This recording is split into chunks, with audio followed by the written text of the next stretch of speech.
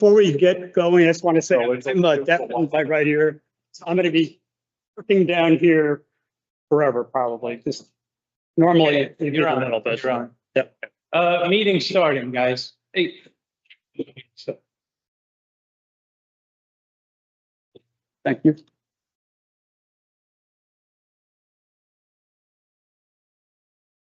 Okay, welcome to the July 20th, 2026 Conservation Commission meeting of Newfields. First order of business, we take a roll call, starting on my left.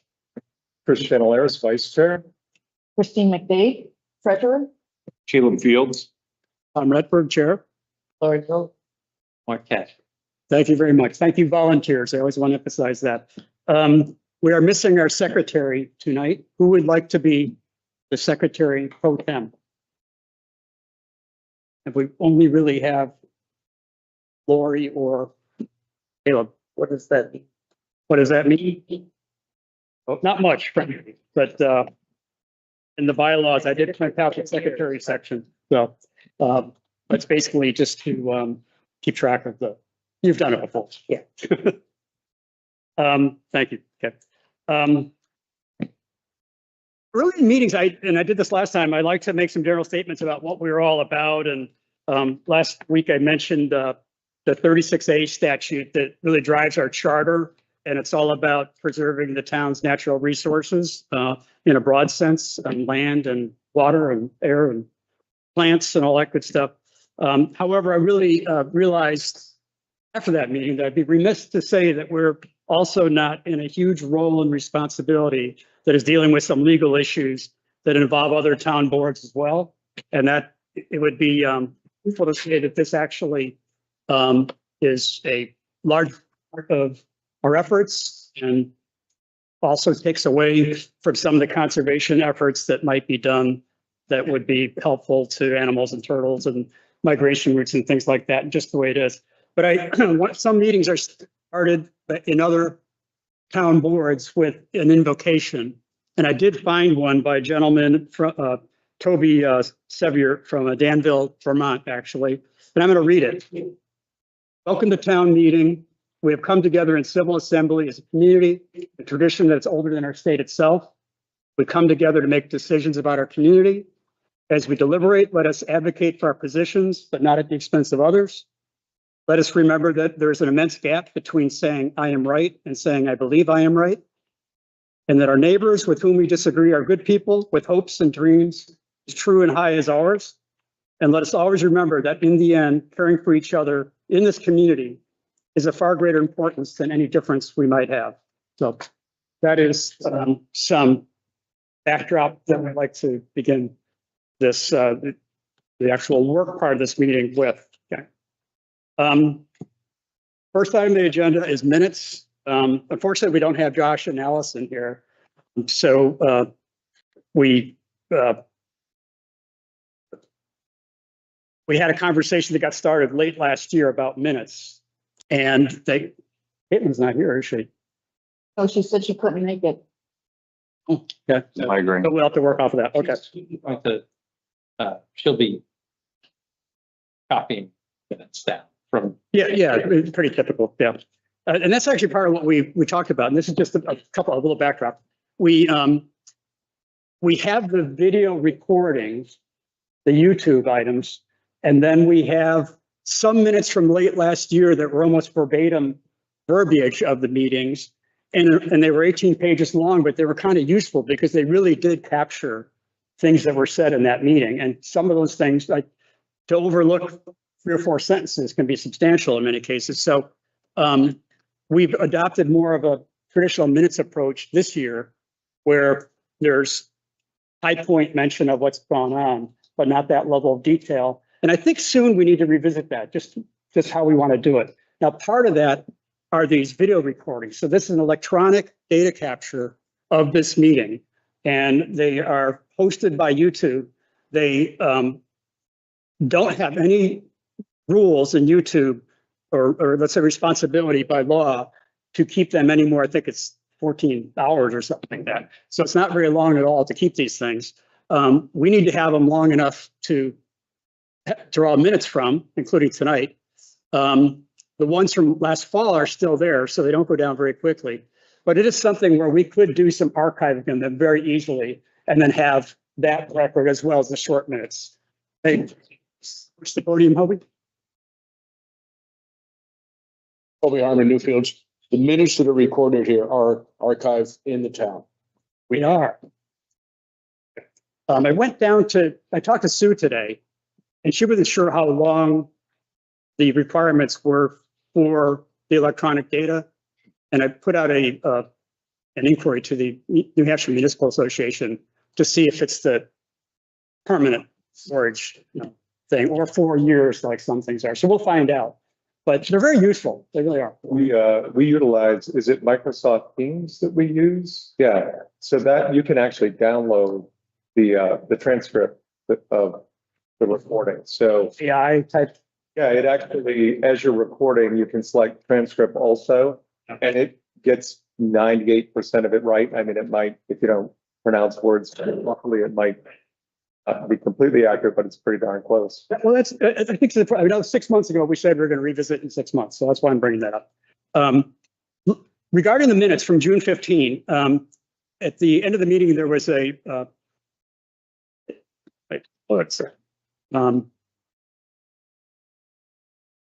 I'm sorry, I probably went too far in kind of scoping this down.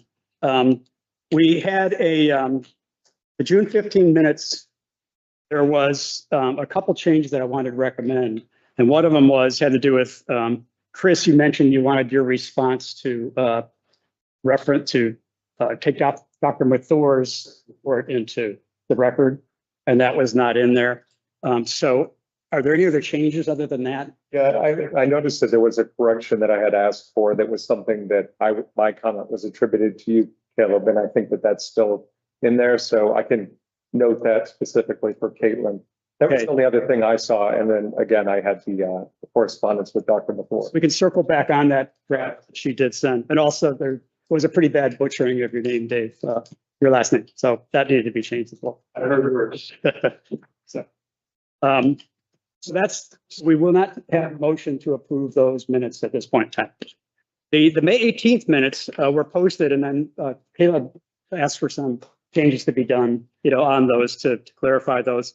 And, speaking what I was just talking about the video, I looked at it and it seemed like between an hour and 29 and an hour and 46, it got real thin on some important content, which had to do with how we were kind of concluding some of the presentation remarks. So I'm going to ask Caitlin, instead of me going through it and trying to add it, I will ask her to go through those again. And one of them has to do with a final point by Chris, what he would like to see. Josh had some statements on that, and a whole section by Dr. Rosine that was not mentioned at all in the minutes. So that's a bit thin. Changes as well. You got that? Okay. Are they in that same time frame towards the? Some in the front. I mean, it talks about that a soil assessment was conducted, and I think that we need to make sure that we say a visual inspection was done. And then there are some other nuanced things about around stating that there was a vehicle chart in the site plan that is a generic chart, but our notes state those as fact that that's what was found on the property. But in fact, it's just a generalized chart. So there are some things in the summary in the beginning that are inaccurate. If we think it is important to get them right. So even though we're kind of going back and forth on it, I think it's important to get them right. But they don't have to be, well, they can be verbatim. That'd be another decision for us to do. So there won't be any vote on that, and we'll try to get those executed. Okay, next item on the agenda, number 3, treasurer's report. Chris McFade. Okay, I'll start with the monthly report in terms of the funds that we have. So as of June 30th, in our conservation account, we have $76,116.08. And in our current use account, we have $21,903.82. So those have been augmented by the dividends for the month, which were 229.18 and 65.97 respectively. Current interest rate as of the end of June was 3.674%. So that's the report on the treasurer's report for the funds for this month, end of June. Questions? So we acknowledge that. Thank you. Thank you. And then the other thing that I had shared with the board electronically was there is an invoice from PrEP, which is one of the organizations that is in our budget for funding to the tune of $1,000 for this year. So I am recommending that we go ahead and approve that invoice and submit it for the town to disperse the funds to PrEP. I have no questions. Motion to approve? So I guess I'll make a motion that we disperse the money as budgeted. Second? All in favor? Aye. Very good. Anything else, Chris? No, if anyone wants to see, there's some documents that they provided with that invoice. So, please take a look. It talks about resources and information related to the work that they do, and that applies specifically to Newfields. Yeah, they do. And some of these other agencies that are regional conservation organizations, they seem to have funding that isn't from CONCONs and things like that, federal and things like that. So they're helpful, and you'd kind of like to contribute in a way, but you don't really, or you're not asked to, or we're not being asked to. So that's good, I guess. Before we proceed with the rest of the agenda, I do have an item that has bearing on tonight that I received. I received some information from the select board chair this evening in my capacity as vice chair that's directly relevant to item 10, which is the Vernon Family Farm site parking plan, that I think warrants moving that up in the agenda. And it warrants your recusal on the topic of Vernon Family Farm. So I think it's the commission's best interest to move that item forward so that we have discussion. Especially, I also feel that it has bearing on some of the other agenda items this evening. How would there be a recusal? Shall I further? Well, let's, I'd like to move that, and I'd like to make a motion that we move that. let me ask, is it recusal or is it disqualification as chair? I think What, and is this, it's a long, are these your words or are these? it's a longer conversation, but I think certainly recusal from the topic of Vernon Family Farm.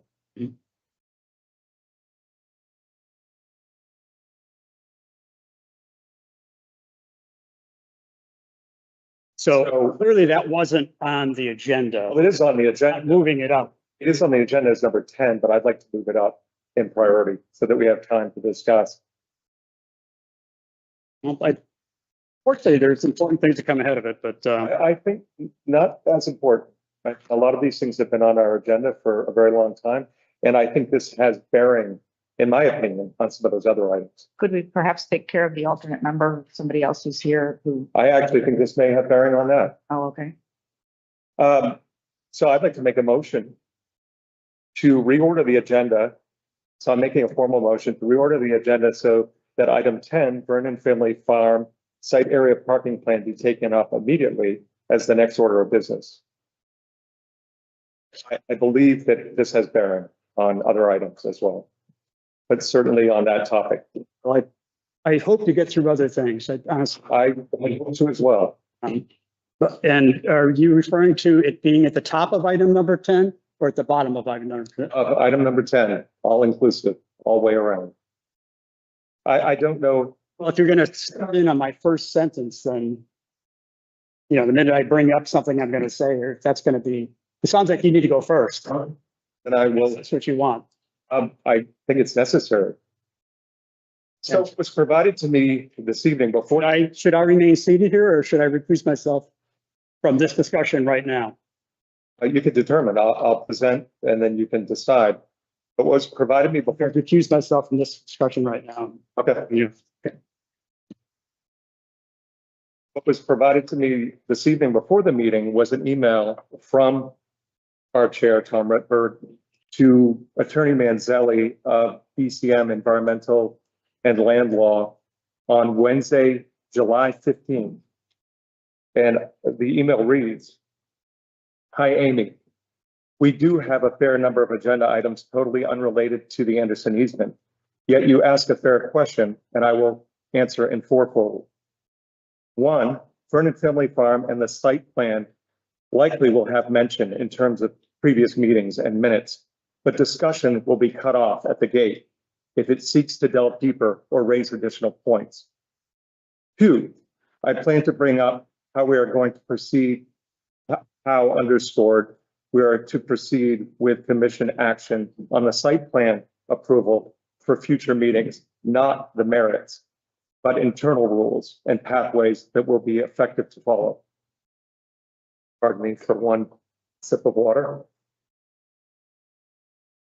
Three, a member might bring up something that I'm not aware of, but again, they will not be allowed to delve into further evaluation of the parking management plan. Four, under correspondence, I plan to a brief mention of the recent land disturbance complaint submitted by Jeremiah Vernon.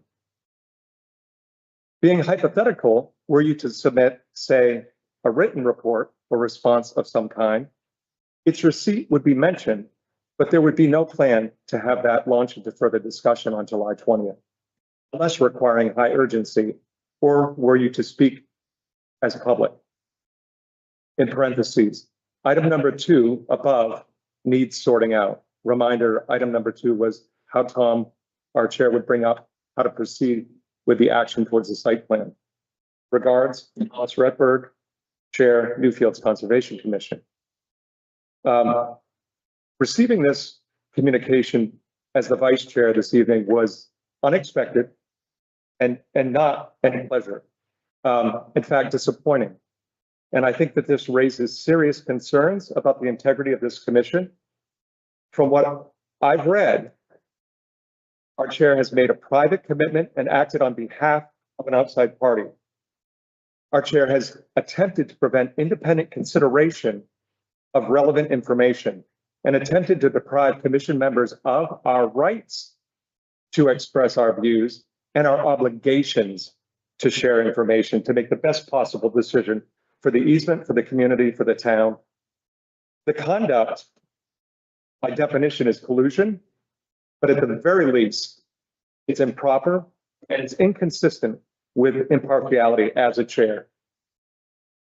So for now, I believe the chair, as he has recused, is the right step. Eventually, I think there's more to be determined on how to proceed. I think this has bearings on our bylaws.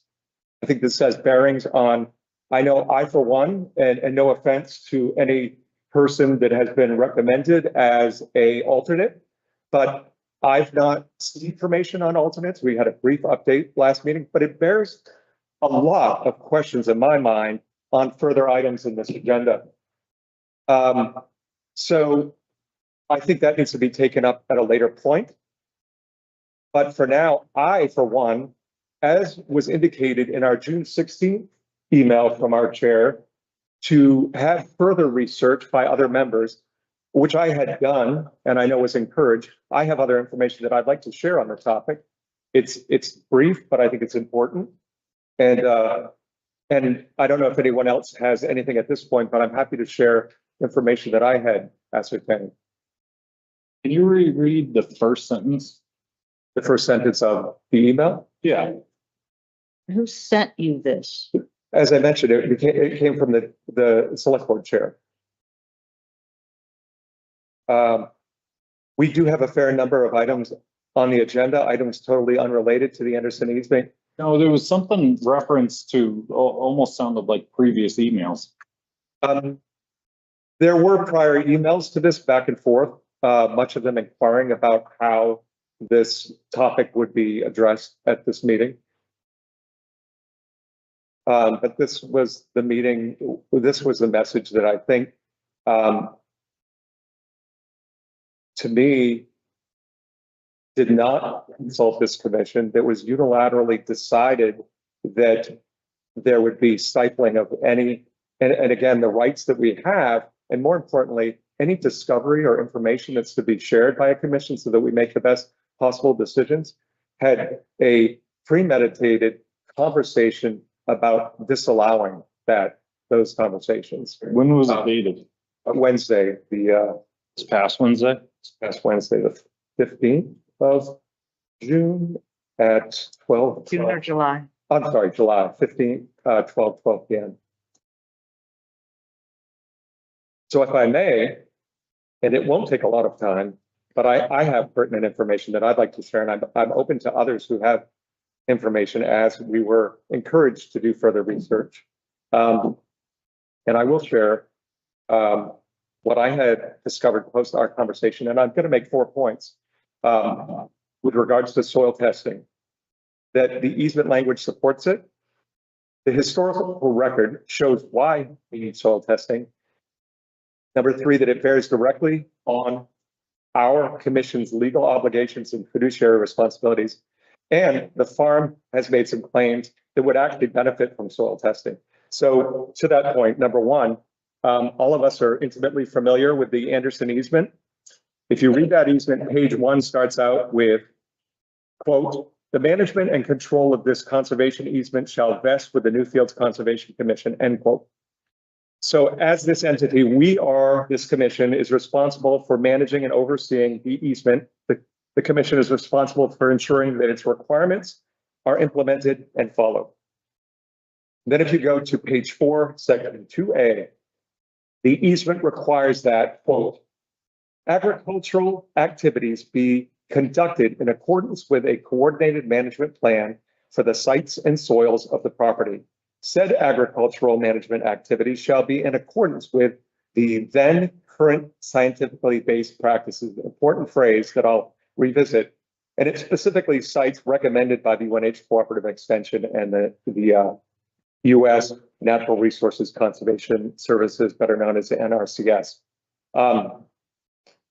Such organizations all point to or identify soil testing as the essential or the foundational tool in modern soil and nutrient and conservation management. So simply put, point number 1, compliance with the easement for agriculture, let alone parking, cannot be determined without soil testing.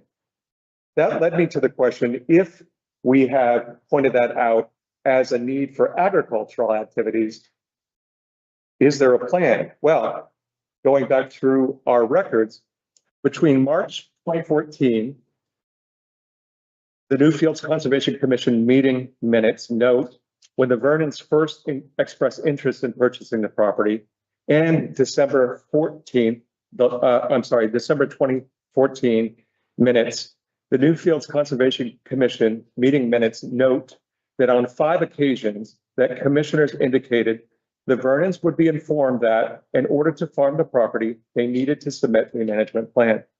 Of note, this was expressed by Ellen Snyder of IBIS Wildlife Consulting, Lorraine Merrill, the then commissioner for the New Hampshire Department of Agriculture, and members of the NCC, all citing that the land cannot be farmed without an approval of a management plan. On October 20th, 2014, the meeting minutes here in this meeting show that the abutters at the time, I'm unfamiliar with the names, H. Tofano and G. Porteous, attended to raise a concern and inquire why operations had commenced on the farm without a plan. To which the NCC minutes state, quote, "Steve Schoep, the then chair, stated that he will remind him, Jeremiah Vernon, that he needs to submit a management plan." Based on the town records, Jeremiah Vernon submitted a management plan to the NCC, receipt acknowledged at the January 19th Conservation Commission meeting, 6 months after farming activities had begun. And he committed to following the best management practices outlined in the Manual of Best Management Practices for Agriculture in New Hampshire. So we do have a 2015 site management plan from the Vernons, which throughout notes the utilization of soil testing as a best management practice.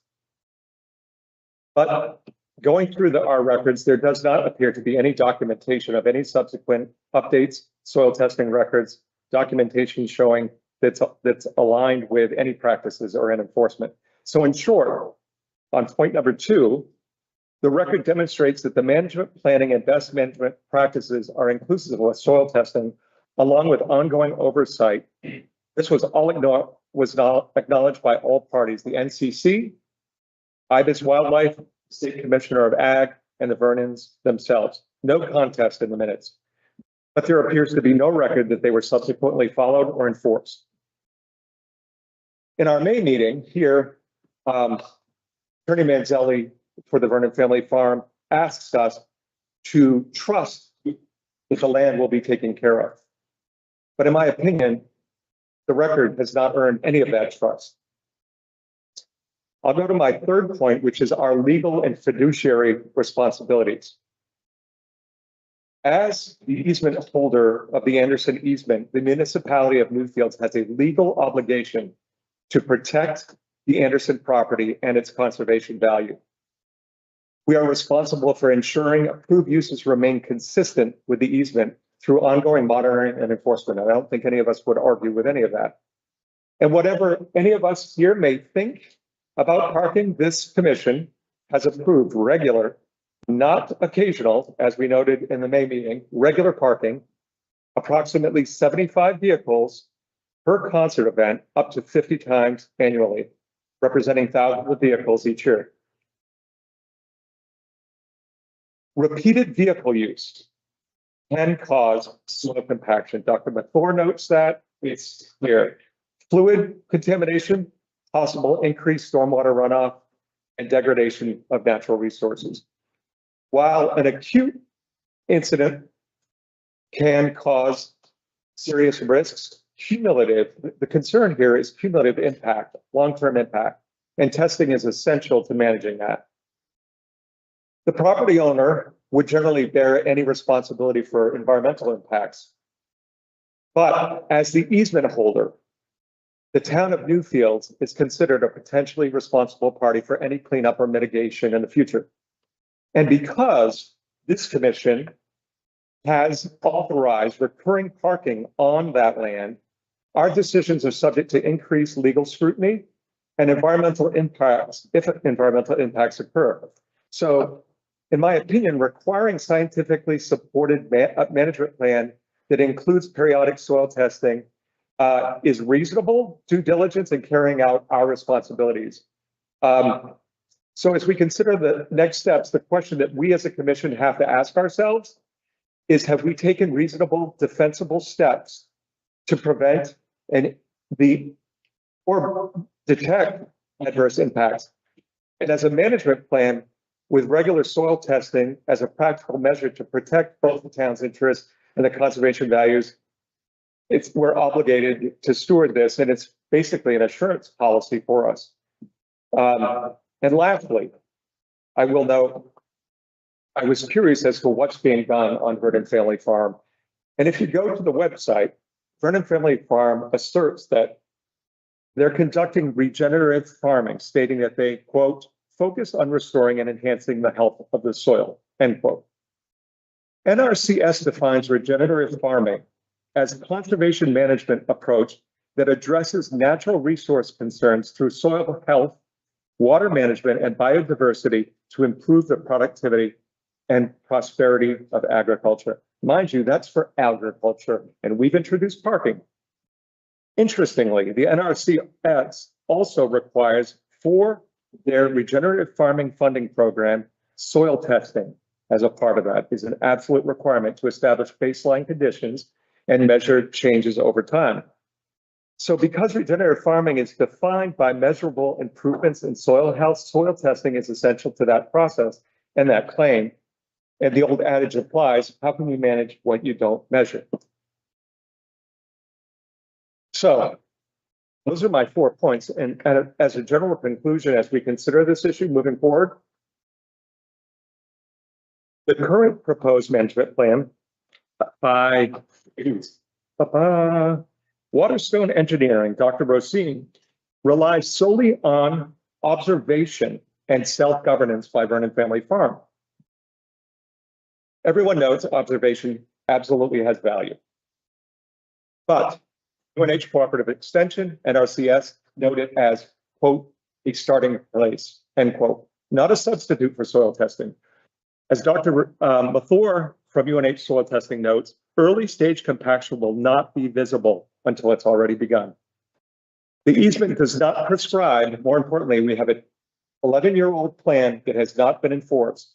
The easement does not prescribe a static one and done management approach. It expressly requires, quote, then current scientifically based practices.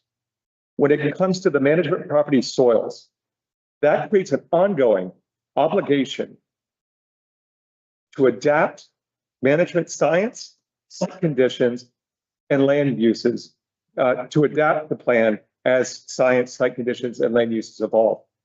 The NCC, IBIS Wildlife Consulting, New Hampshire Department of Ag, parties, and the Vernons themselves in 2015, per this plan, had agreed to soil testing as a best practice.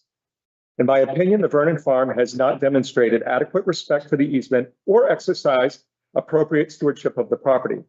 They've not updated the plan in 11 years. The record shows 5 reminders that a plan was needed to be submitted before farming. A plan was submitted after 6 months of operation. The commission, this commission, has both a legal and fiduciary responsibility to the town of Newfields to uphold the easement, protect the land, and mitigate future risks. Soil testing is a relatively inexpensive and practical insurance policy. I would remind everyone that easements have a trade-off. We've seen lots. I'm fortunately not on social media, but I've heard lots about what's going on. I would remind you that landowners receive benefits of owning protected land, but they also accept legal responsibilities that come with it. Vernon Family Farm knowingly entered into an arrangement. It cannot now claim benefits while asking to disregard its obligations. That's precisely why the easement exists and why it must be enforced. And soil testing is an inexpensive and practical way to do this. My recommendations, and I would love to hear from others, but I believe the commission should require an updated management plan that includes 1, a defined soil testing and monitoring schedule consistent with accepted, as the easement states, scientifically based best practices, ongoing documentation of those tests and soil conditions, and then specific management measures taken to maintain the quality of the soil and mitigate any adverse effects or impacts of parking. These are standard. They provide an objective. We're not inserting emotion. We are taking an objective, science-based approach towards the land management for demonstrating compliance while protecting the soil, the water resources over a period of time. It's easy to look at the short term, but remember, after the Vernons have long gone, somebody will inherit that land, and this community and this Conservation Commission will be on record as did we do what we could to protect land. These are not unreasonable nor unusual practices. They are simply best practices, and that's my recommendation. I know that it was encouraged by our chair for this commission to do further research. I hope others took that to heart. I'm not sure if others have anything to share, but that's where I stand on this process. I think the history and the future and the legality of the easement and what we should be doing is pretty clear cut. I'd pose to the rest of the commission if there's any thoughts, comments, or further research that was done. That was quite the pill to swallow. Thanks, Chris. So to further what you said, you were actually, some of my references, I did 19 references to what I commented on last week. And some of them too, I actually, after talking with Mark Casper, went back and said, all right, let me put myself in the Vernon shoes. And I dug up the 2015 as well. And on that plan, if you looked at it, and I referenced it as well in my 19-point reference page, they come up with manual of best practices, which is baseline soil testing, compaction and soil health, limits on parking, rotational parking, aeration, et cetera, et cetera, et cetera. I backed up everything I said for that argument because I thought that that soil, management plan that was thrown at us was literally just thrown at us. And then I took it to the RCC, the Rockingham County Conservation. I already had them on hire for a job. You and I were discussing that earlier. And I showed it to them and they laughed it off. They're like, what is this? There's nothing to it. Where's one of them very familiar with the Vernon family farm because they were there for the soil observation for a potential septic system. So they already knew the properties in and out. But going back to where you started, that's from last meeting. That's why I was asking that first sentence in there. You said something about, it almost implied a previous conversation. And that's why last meeting, my words were, you're poo-pooing what I was trying to divulge in information that pertained directly to this. And I thought I was getting shut down on it. That's why I was interested in dates and previous conversations on it as well. Well, and it's a fair point. And to the start of this meeting, nobody likes conflict. But unfortunately, sometimes to put everything out on the table and have that productive conflict, you come to a better decision, hopefully.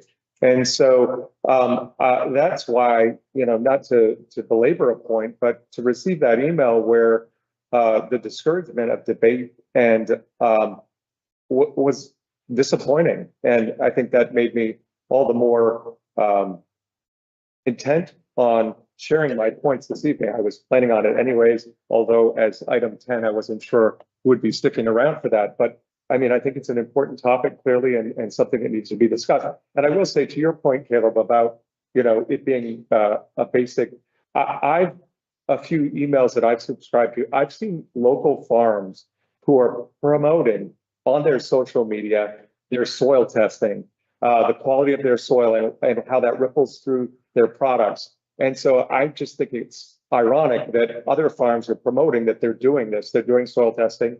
There's a local person in town that did a social media post on you should be soil testing your yard before you do any gardening.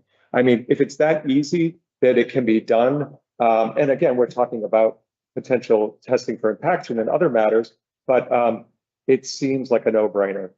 Well, I have a question because we have not approved what the Vernon's recommend. We've not. That's right? Yeah. So are you only responding to the fact that you feel that you are going to be shut down? Or Oh, no, I had the response to the email that I received today was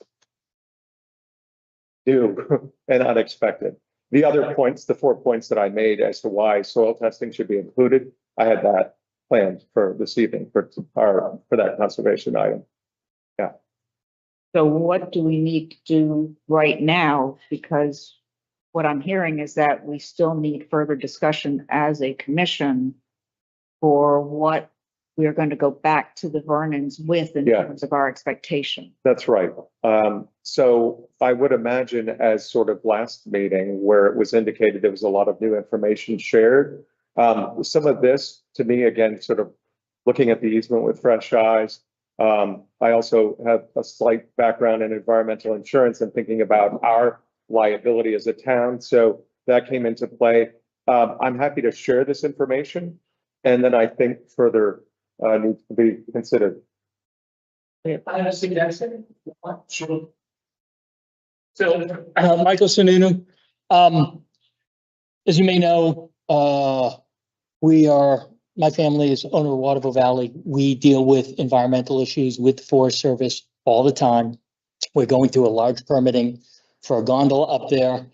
And from a process standpoint, the Forest Service requires us to do all kinds of soil, air, water testing, biodiversity testing, et cetera, et cetera. But the process itself, in order to ensure that the decision makers are getting the best advice about this, is that the Forest Service hires the consultant, but I pay for it. Okay. I think in this instance, I would suggest that this board puts out an RFP gets some bids about how best the consultants think the soil needs to be tested there. And that under what the board should do is basically evaluate that. You hire it, but they're going to have to bear the cost. And I think that, given the history of the management plan and the lack of soil testing over there, I think you're well in your authority. And to be honest, as somebody who's expressed concern about this easement for quite some time, I think that's the best course of action, as opposed to relying on them to hire somebody directly. So I just throw that out there. I think there is plenty of examples and standards set by governing bodies for that type of relationship to make sure that you guys are getting the information you need, not what they want to give you. Can I add to your point? I actually made a mock-up soil management plan with the help of people from RCC. And as you said, I was paying them, but they're not representing me. They were representing the town and the state. And I said, hey, help me out with this a little bit. And I actually made a mock-up. And I did that after having a discussion with Mark Casper when he's like, hey, you could help them here. And so I did it. I haven't shared it with anybody yet. Maybe I share it with the board. And I even went through and did a breakdown of cost for some of that testing as well. And that was based off the RCC, the Rockingham County Conservation suggestions and recommendations for like a soil management plan. I mean, there are dozens of consulting companies around here you guys can ask about this. And you should be able to come up with a plan that's reasonable, that gets the information that you want. It is cost effective. But at the end of the day, you guys should be hiring them. I just want this. I have one that I could share with the rest of the board. Mark, you kind of sparked me when you're like, hey, you could be helping them out on this. And then you made a point too, where you're like, well, something's got to cost it. So I actually did a breakdown, like cost of everything too, on what should have been like the starting parameters of testing, et cetera. So I have a full breakdown to share. But that can inform it, but a request for proposal means we say what we want done. Yeah. And we have to select somebody based on their cost of doing the work. Right. We should have been enforcing this since 2015. It was actually based on it's interesting, Chris Chandeliers pulled up the 2015 report, which I did too, and had to look up what they were referencing on there. And So it's been updated since in 2015, the relevant report. what I'm saying though is Which I got from the state. So this is the point in time reference for when Vernon Family Farm submitted a site plan was based on the 2011. It's since the latest version is dated 2019 and hasn't been updated since. this board should have been enforcing it since 2015. We failed, or the board has failed since then. And there should have been records monthly, 6-month, yearly records of all that done. And again, And that's based off their words. They could have just elaborated on it a little bit more and had their soil plan now. correct. It's based on that plan, but it's also supported by the language in the easement required by the easement. So I think that's a great suggestion.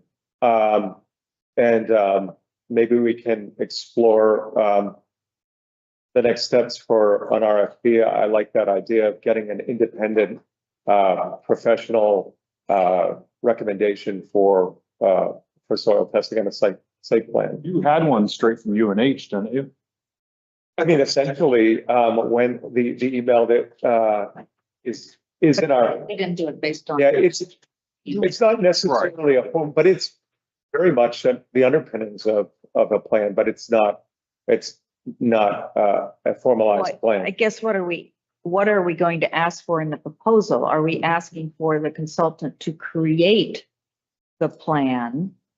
Or are we going to say, here's some plans, tell us what we should do? I think we need to, in my opinion, I think we need to explain if we put out an RFP, explain the circumstances. They likely need a copy of the easement. They likely need to know the approved uses of the land, how it's being used, what's been approved, 75 cars, 50 events per year, all of that.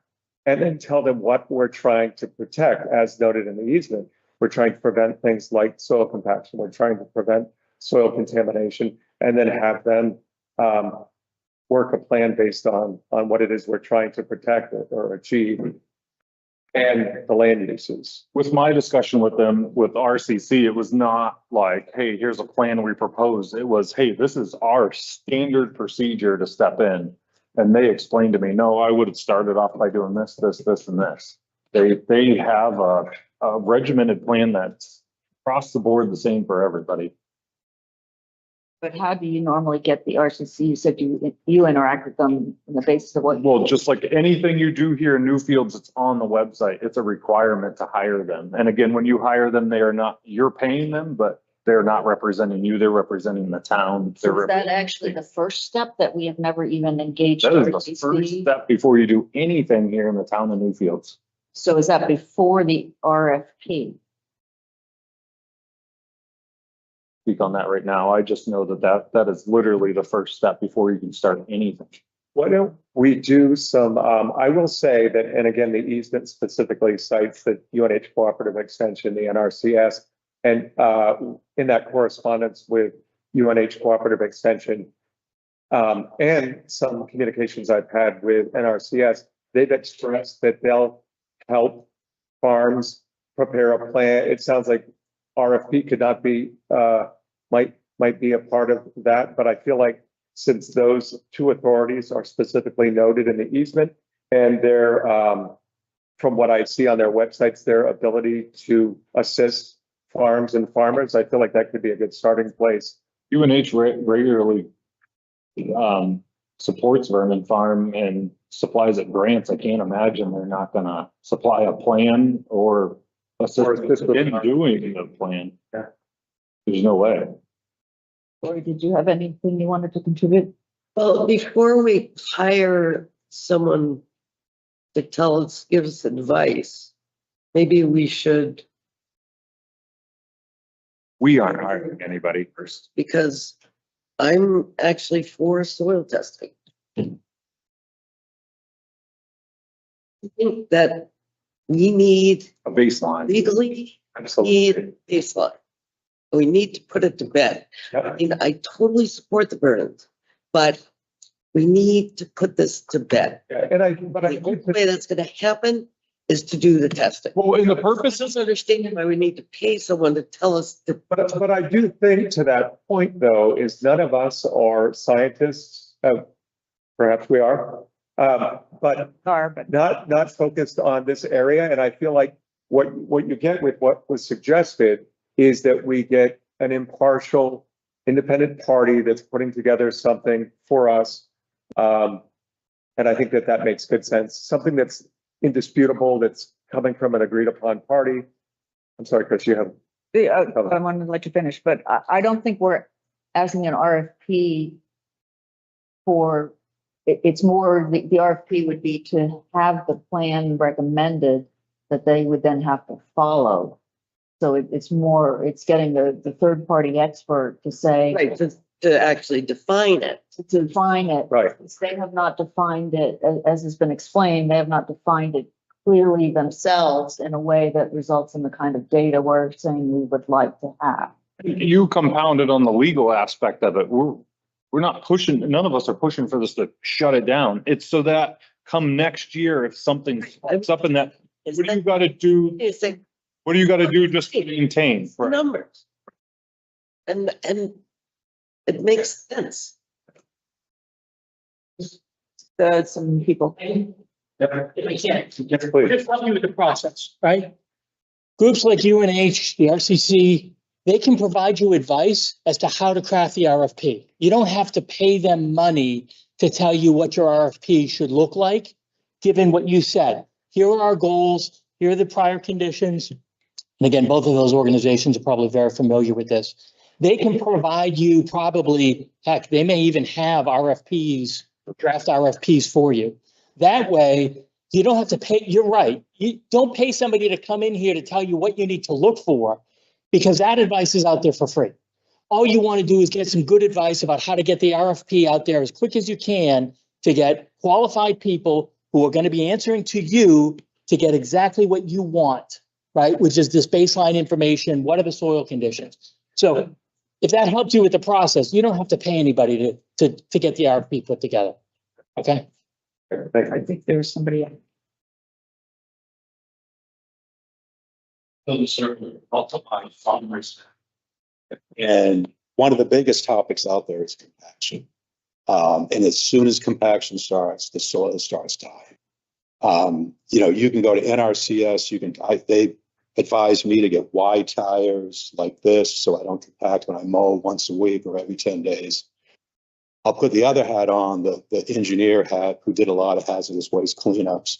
And I think you made a very good point about the risk. That you're putting the town at risk. If something happens, the town's going to have to pay to clean it up. So I think part of this RFP should be give us a risk analysis and how much risk does the Conservation Commission want to put the town taxpayers in? Because if something happens out there, the taxpayers are going to be cleaning it up, paying for it. Thanks. Thank you.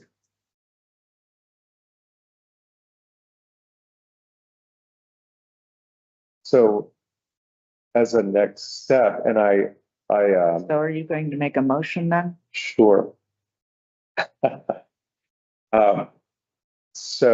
Any other, again, any other discussion or thoughts or? Dave Husinger, 92 Exeter Road. I put together agricultural easements for Cuyahoga National Historic Site. And we required periodic soil testing. There is a level of compaction at which point the soil cannot be brought back. And in that case, you literally have to take away that soil. You cannot grind it up or treat it or anything else. It has to be taken away and replaced with soil, which is why we require periodic soil testing. I think periodic soil testing should be a requirement in this.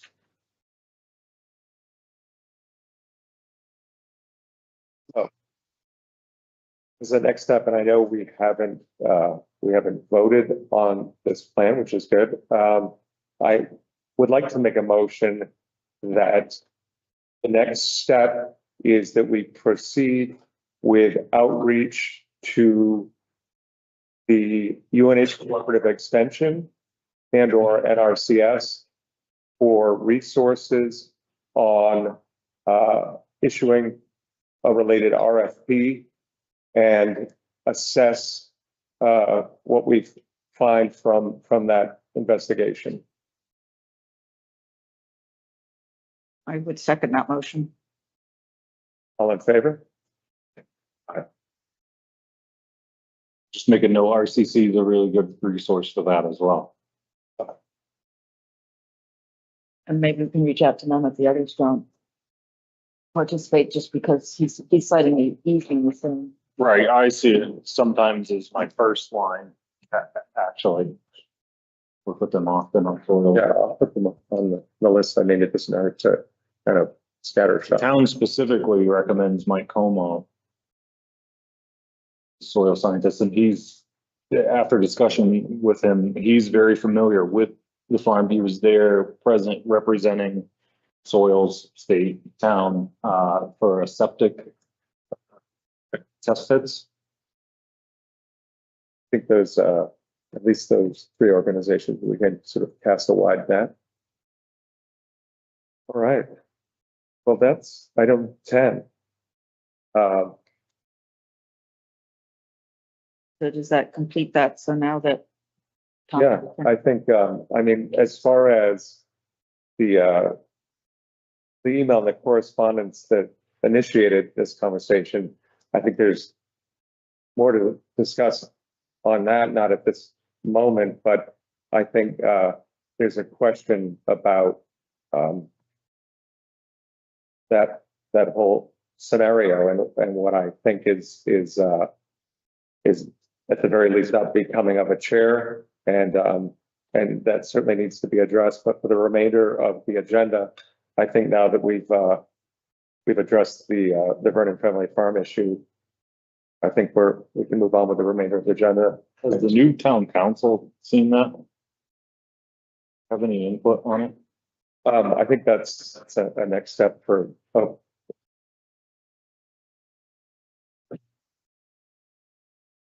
with Harmon Newfields. Chris Burrow with DTC has a conflict on this issue.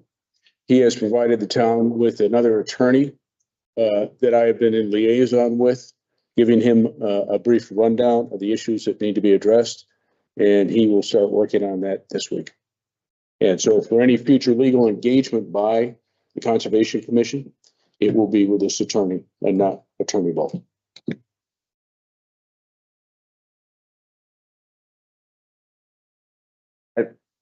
Or you mean attorney to attorney, not from commission to attorney?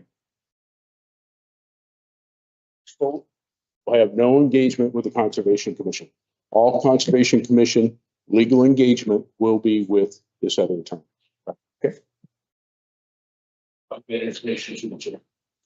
Yeah. to your point, Chris, for this evening, I mean, the chair had recused on that topic, but I think to be received for the remainder of the agenda.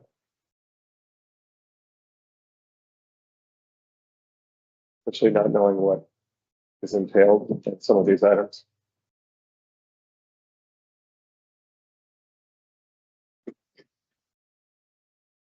So retaking my seat here, this is American Town Boards in Action. And it's a system that has worked for a long time, so I respect that. It's actually probably fortunate that I wrote down verbatim much of what I wanted to say tonight, because I can say some things that are clearly part of the agenda without making it sound like I'm just unrecusing myself from that last conversation, because they were already on the agenda. Okay, which is good. I want to start off by saying that with respect to that email, I will look Bobby, the Gerards, Mark, Chris, anybody in the eye, the CTU attorneys, and say it was completely in good faith. And I think within the authority that I had as chair, which I'll describe in a few minutes. Okay, so there was nothing intended to be of a non-neutrality basis. It was information. I want to say that recusal is actually self-assigned and not binding, by the way, okay? Disqualification will require a hearing, I believe, before the select board, and there will be a case to be made if that becomes the next issue going forward. So because I should probably be succinct, I'll stick really with kind of reading these things and going to where I was going to start, section 10. Commission progress, and this is the agenda. Commission process to move forward on VFF site parking plan. Now I want to take suggestions, this is to the board, on how we best to proceed to act on the parking plan in the future. We are faced with a multifaceted issue, and it's 100% reasonable to step back, especially with all new officers, and look at our internal options. For example, at the last meeting, we were clearly hastily trying to organize a special meeting in June without fully taking into account that it was unreasonably too soon. Legal. As we all know, there is a tight, very tight legal association with the CTU letter, what was done in the fall in 2025 regarding motions regarding the Vernon Family Farm, a vote on parking, and the 2026 site plan for parking. Last year, we had town legal counsel answer a number of important questions, as none of us have a law degree in this area. Right after the last meeting, June 15th was the last meeting, so the next day really, I knew we had best served the town, which truly is the goal, were we to have legal counsel. And that was discussed with Hobie really the next day, I believe, but certainly within a few days, we fleshed it all out. Following last meeting, we had a fairly long conversation, actually. He said with regards to having legal counsel, he would take a hard look at it.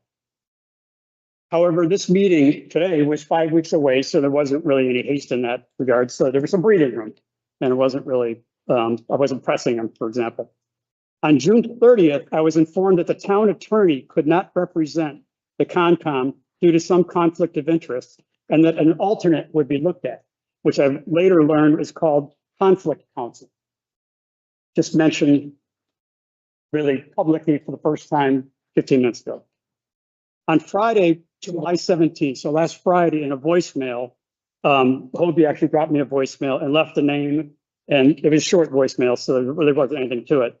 But it was just a name, and there was never any counsel provided to the Concom. And I'm going to go to another, so I'm going to break off this week. And that, again, the timeline. So on 6/16, remember at the meeting, we were going to have that special meeting, a week later. And then the next day I sent everybody in the commission an email saying that, well, we don't have time to prepare. Certainly the Vernons wouldn't have time to get a report together. So it was premature. And then we had the 4th of July coming up, whatnot. And then, so that occurred at the meeting. And so within a couple of days, I emailed you guys. I also emailed Amy and I said, so watch the video if you want to hear about the minutes. Hear about the meeting. We did not do a vote, in case you didn't know that we didn't vote, because we had implied that we were going to do a vote prior to that from the previous meeting on the minutes. And we, I believe that's really all I said. And the next meeting would be 7/20 and not this special meeting. So there's really 3 messages in that. They're purely informational, so they didn't panic and figure there was a special meeting the next week. The next day, I got an email from Hobie saying, and by the way, in that meeting with Hobie, he was pretty insistent, and I took this as really a good recommendation, that we can relax and not rush this through and do it right was more important than do it hastily. Okay. And I respect that. And even into the fall was mentioned. So on the 17th, because of that email about just telling her about that meeting, I was told by Hobie not to email Manzelli, Attorney Manzelli, until further notice, and then only through town council. No problem at all. Town council, I looked up his name that day, Chris Bolt, I'd forgotten his last name. On 6/30, 2 weeks later, roughly, Chris Bolt, I was told by Hobie that Chris Bolt cannot represent the Concom. He had a conflict of interest. And I was told that the cost of legal was to come out of the Concom budget, which was going to be the financial thing I was going to bring up later in the meeting, to allocate funds for legal counsel. So part of the reason of not delving into the site plan was lacking what we had last year with legal counsel sitting there, or maybe in an email situation, answering some questions. I thought was important, okay? On 7/8, a little more than a week later, I was cleared by Hobie to send notes, email, as to meeting notices and status to Manzelli. I was cleared to do that. So then on 7/10, I did that because this meeting's coming up. And again, if we were to invite them to present, we would not be, it's not 91A, but we would not be following good rules of procedure to dump on them in the last minute. So on 10 days before the meeting, this meeting, I emailed and said that we were not planning to allocate time on the agenda for the discussion that you guys had when I was sitting in the back. And she followed up with a question that was just not mentioned by Chris here, but a question that was tagged in an email. It just said, well, if it's not part of the agenda, how will Vernon Farms be mentioned? Like, will it be mentioned? So I listed the scenarios. It might be mentioned in the minutes. It might be mentioned by one of the members that I don't even know about. It might be part, if you sent us an email or a report, it might be mentioned. So the word's going to come up. It's not going to be where the word is stricken from the discussion of the day. because I knew that was, I'm a detail guy, I guess. And so that was sent, as said, that was sent. Okay. And by the way, Chris Holt had responded to there's a whole bunch of questions that he did answer for her, not so much in the Concom. And he did not ask me to respond, but it was kind of, I think, implied in there that I could tag on to that response that he gave that was, half a page on the screen. Okay. So there's where we're at. I sent that on the 15th, as mentioned.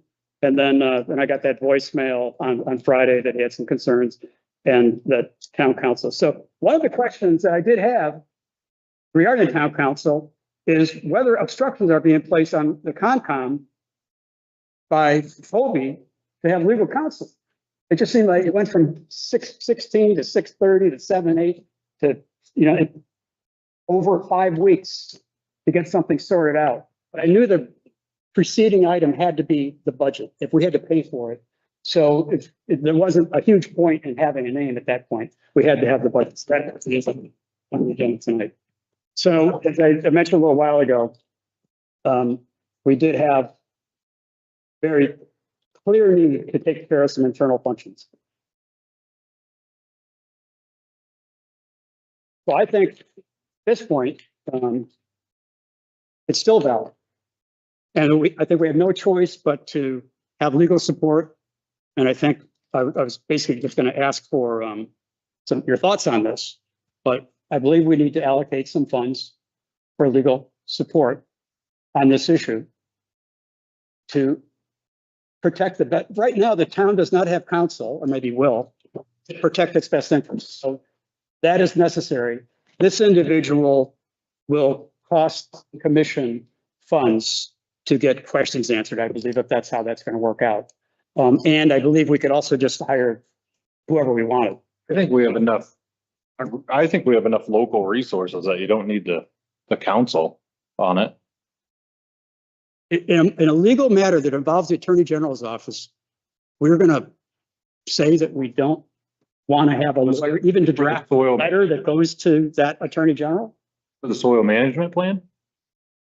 Ultimately, for example, there will be a letter that goes to the CTU. Right. I think if Who's going to write that in the right? the references well enough, you should be all set, but that's just my take on it.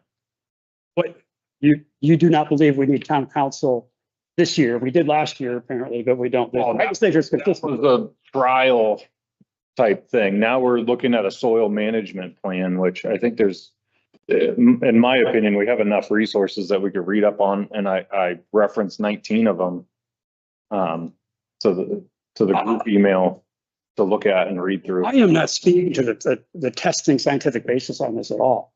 Like that's not the stuff you bounce off the attorney. It's really, town's best interest. Is there going to be other potential lawsuits coming towards the town that we should be aware of? There's questions to ask. And I don't have those. I think it's worthwhile. Well, yeah, I'm chair, I guess. If I could just finish the state, I think it's worthwhile to consult with an attorney of spitball. Recognize. Probably harming. The point that you're leaving out in this conversation, Tom, is that I told you were clear hot to send short, succinct, and to the point emails to Manzelli as far as the dates, events, and meetings. What I did tell you that you did not reference is when you had a draft and a plan ready to present, then it was the council would be available to review that and put his input into that document instead of sitting there through meetings, listening to the debate process. It's more efficient for him to have the document, and I'm sure you can produce a sufficient document in quantity and quality that he can review, and it will probably take minimal corrections. There was never a denial in any way, shape, or form of access to counsel.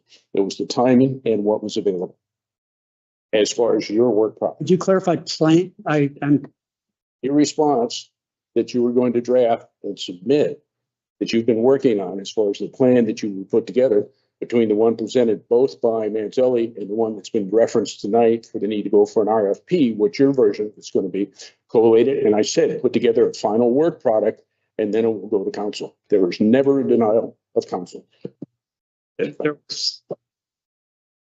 there was never, I was never drafting a plan in the last month from even day one that was going to be a plan because I wanted to get this internal stuff sorted out. I think what he's, Well taken. And you did, we did talk about like, running drafts of motions, getting the wording right and all that stuff. But I think what he's mentioning is, I took the liberty of doing a site plan. I have one. I haven't shared it with anybody. I'd be willing to, and I did it with the Okay. help of RCC. I appreciate that. Yeah, right. And it was just simply Yeah. to get this moving along. So there never was a site plan that, I'm just going to be respectful and say that I misinterpret things, but I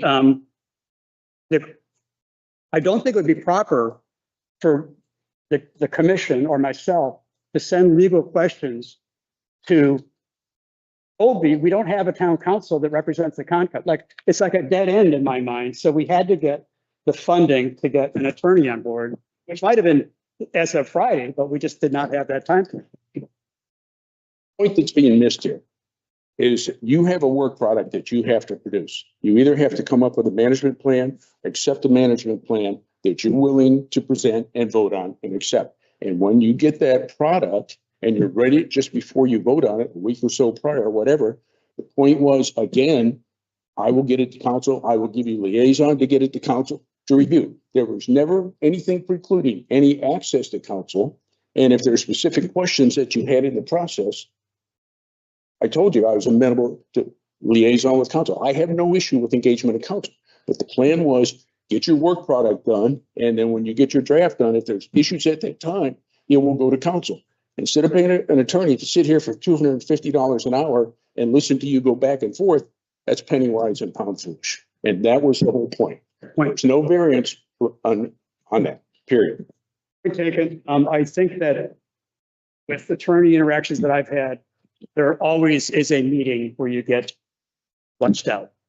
It's not just, it's not like an AI site where you're just sending off an email to something. There's always a discussion to kind of lay down, what the parameters are, a little background work, and then some plans could come into place. Do me a So, favor and just. so that's a background thing. See me on, Hmm? would you CC me on these emails that you're sending out? Yeah. Yeah. And some were voice conversation that we've had nice conversations, since then. So it's not all like, his emails are very succinct and hard to interpret sometimes, but we had enough clarity where I think I knew what my authority was based on that email that authorized me. And it wasn't just to announce meeting dates, it was on meeting notices and status. And I don't know, status could mean a few things. I interpreted the status to mean a little bit of question answering, but that's about all I have to. Chris, please. And similarly, on future communications as vice chair, if I could be CC'd as well, would be helpful. With new officers, we got this 91A. I'm learning a lot about it. I think I know quite a bit, but there's, how you send multiple emails around and okay, point. It's a good point though. But I worked on contacting you Friday and Sunday or Saturday, a few times, you must admit, to chat with you about this meeting. Yeah, I got a little bit iced up, but that's a topic for outside of this venue. But nonetheless, if you can CC me on these communications, that would be valuable. I'm happy to, and I also mentally debate whether, emailing Hobie, and that sounds fine to me, but then does it seem like we're just, like offshoot of the select board, which I don't think we were supposed to be. So, I have no trouble with that. Michael? Just process wise, if you're sending emails amongst yourself, just remember, do not have conversations. Right? If you receive information, don't go back and forth about anything that has to be discussed in open hearing. But again, just throwing that out just so. So moving on, if that's all right. So I do not think we had a choice on the question of getting legal support, and that required funding behind it to get that moving at all. And that was in front, and that was one of my terminology for it was to Attorney Manzelli, that it was in front of the subject matter, was that we have to get a handle on that to make good decisions that will serve well for Newfields and to allocate funds. That's my wording right here. So back to suggestions of how to best proceed to act in the parking plan in the future. For example, do we wish to request a visit by VFF? Written one, live one, question mark, ideas. We want to pause till the other members are back. That was what I was going to present out, but I think that's a moot point right now because you already had a motion. in place. Say, Tom, I think we've decided what our action is for now. Yeah. And we can, I think No, it's I agree. I just wanted to read what's part of the agenda. Right, that's all that is. not listed on the. Yeah, no, I accept that. That's the thing. And I will say I had the management of questions on there, and this will still be valid. There's still going to be questions. Chris? Point of order, on the top of the burner, there was a self-recusal. So, and I think we moved on past that agenda item. Yeah, I think We we seem to keep, the other agenda items for tonight.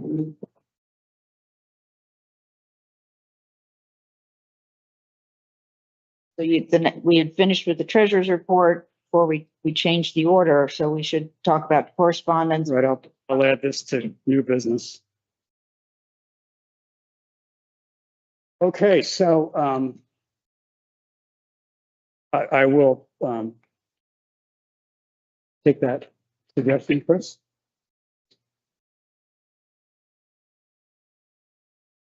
Go on to correspondence. Selt had a nice party tonight, starting at 5 o'clock up at Burley Farms, which we did not go to, but that was a correspondence item. The Lamprey River Association, LRAC, very good people with respect to the resource question, have a summer newsletter that they shared, and that is on our, is an attachment in our email. We got an email from ESRALAC, which is the Exeter Swampscott River Local Advisory Board, the L is local, right? And they were really following up on a DOT request to do summertime, Roundup invasive plant clearing. And that included, so I didn't mention the our river, Scottish, but the Exeter, Lamprey, and Oyster River were mentioned on that one, but it doesn't impact the area. Matthew Bozayak at agrnh.gov can be contacted if anybody's interested in more on that. And then the other item, which I will call correspondence, but it was the letter mentioned last month that Chris got from Professor or Dr. Luca Mathur. And it was, because it was more like a report, I'm going to treat it like correspondence, but it was added to the drive, like for that. Interesting reading on that. And it's more than just an email, so that's why I would put it into correspondence. Public comment, is there any other public comment tonight? Just one comment. October 3rd, Exeter is gonna have their 100th collection day, they just announced that. So you guys can get that out and let everybody know. What's the date on that?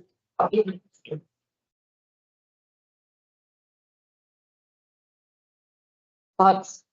Fill up. On March 19th, we approved the minutes or changed the minutes and presented to the town clerks and to the select board to add an alternate position. And last month we presented names. Actually, we have one to fill. So it's Dave Luxinger, who is this distinguished gentleman that's there. He had excellent strengths. But I did want to add this. Allison asked, thank you. Allison asked if I had any notes on the discussion, and I was like, and I had said that not any more than what I had verbally said. And I did find a Post-it here that wasn't notes from the meeting, but it was notes to myself on what I might want to bring up. And I only bring that up, and anybody can look at this Post-it, but I bring that up because, going back to the beginning of a lot of this meeting about legal matters, I want to say for the record that with the alternate interviews, to my knowledge, which I did probably most of the legwork on some of the back and forth, the legal matters were not discussed in any way. There was no physician feeling or anything like that. It just was not part of the interviews. It was 100% on 36A. What opportunities do we have for land, education, children, safety, all that kind of stuff. And there were stand-up meetings, literally, hiking and stuff or walking on conservation land. So I didn't have a notepad there, and that's why there's no notes. But I did want to say that if that was negligent, then I guess we can vote not to approve. But I would like to make a motion to approve Dave Luxinger, just down the road there in Hilton Corner, as our alternate member of the commission. Is there a second? I'll second. All in favor? I see. The record, I abstain. I sort of, my opinion on that is sort of with Allison. I would like there was a little bit of background at the last meeting, but an opportunity to learn more about, but there were a couple of folks of interest. And I know we got a slight bit of update, but I would certainly like to know a bit more. It's on that drive. I mean, I don't know if you delved into it, but I had a letter and they came back and their initial emails. So it's been there for a long time. Yeah, okay, fine, but the motion prevails, right? We have, I think I don't have 4. read a two, huh? We have to have 4 to approve. No, just. No. Just the majority of who's here. Did you? We have quorum, so just majority. There may be then a discussion because I didn't see Caleb raise his hand. Like I said, I don't know anything about it enough. I kind of am with Allison on it. Just, It's concerning that maybe the legwork wasn't done to look into that between last meeting, because last meeting we went over that and didn't have a vote because we weren't taking any votes. Yeah, he's an excellent individual.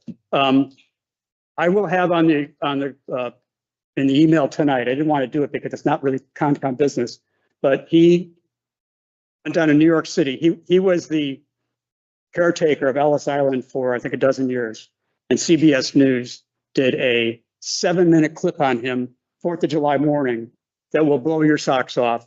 Inspirational and solid individual as you're going to possibly get. National Park Ranger. Excellent interview. I do have that. I didn't want to send that right before the meeting because, frankly, it just wasn't the Concom stuff, but I will have that and the whole town should really look at it. It's fantastic. I think he's got tens of thousands of applauses on that one.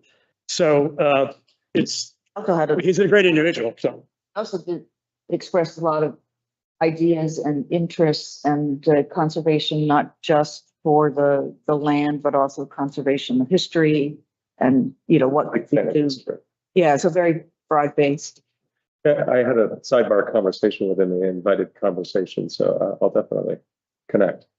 maybe I should have said it again tonight, but last month I did speak, about some of his background and the disaster management. He's got a lot of interest or ability with federal funding sources, which he does think can be tapped into. He's knows how grants work. So familiar with easements and land management, agriculture, I learned tonight. So I don't think we could find anybody better qualified than that. Several of the other people who had originally expressed interest, and we had excellent candidates. I think they were all excellent candidates. Several of them, after either talking to us or something happening in their own life, themselves said they would, could not at this time participate. Okay.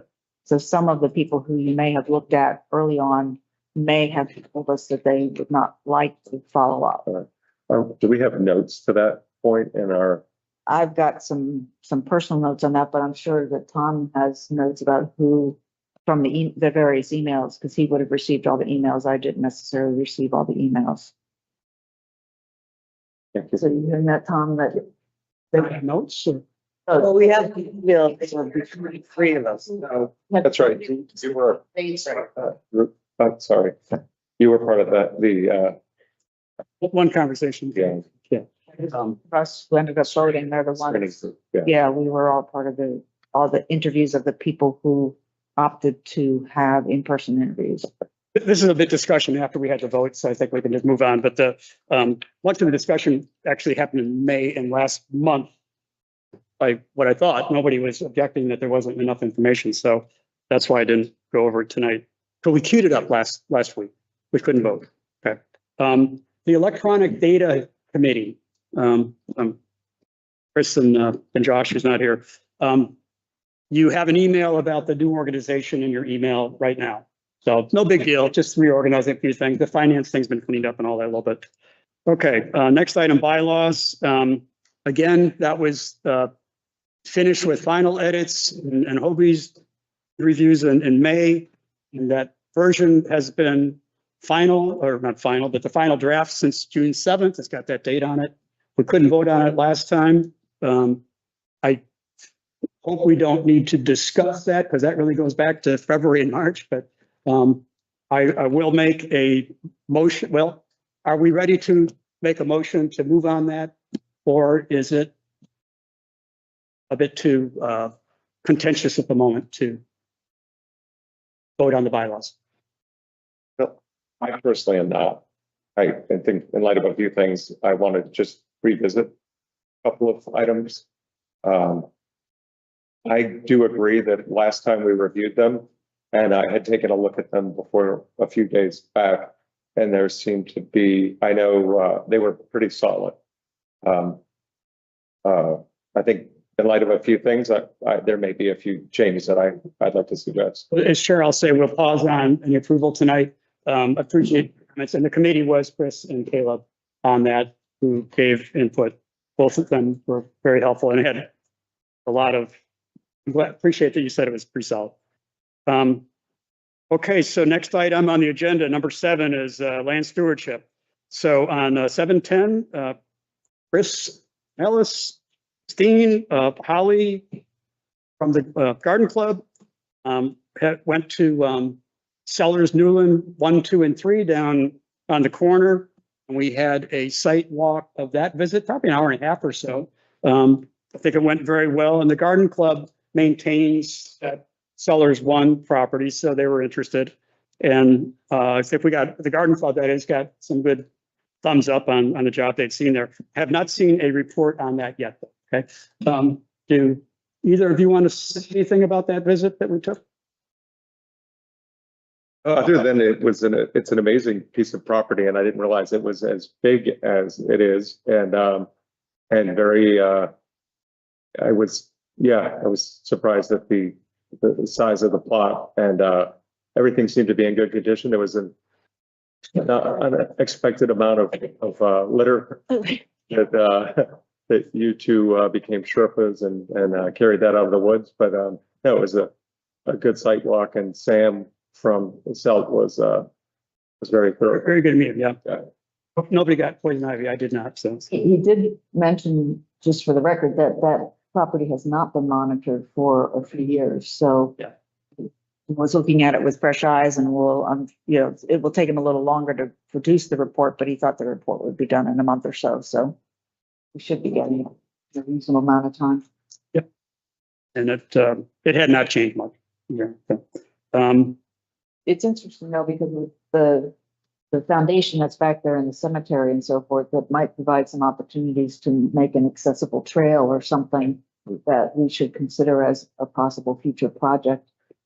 I'm very eager to see the report, and so in a future meeting that can come up if this board wants to entertain that. Okay, next item on there is the June 9th site monitoring easement report for the Anderson easement. Sorry, Ariana Spears. This is not anything involving Jeremiah and Nicole. It's Ariana Spears' report. Allison went over that the last meeting. It did not get any comments the last meeting of issues with it. I would like to take a motion to approve that easement monitoring report, and then we'll get an invoice subsequently. Yeah, we might have to ask them for the invoice. That can take place, right? So any second to the motion? All in favor? Aye. So motion prevails, everyone. Thank you. Okay, another correspondence item was possibly, okay, so Wait a minute.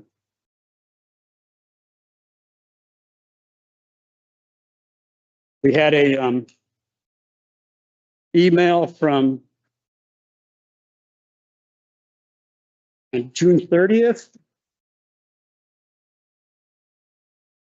Was sent to myself, Hobie, Catherine Karnowski, Mark Casper, Amy Manzelli, that Jeremiah sent saying that I'm concerned that the Pattersons are disturbing a state wetland. There are cattails, standing water, and more. I've already contacted DES and await their response.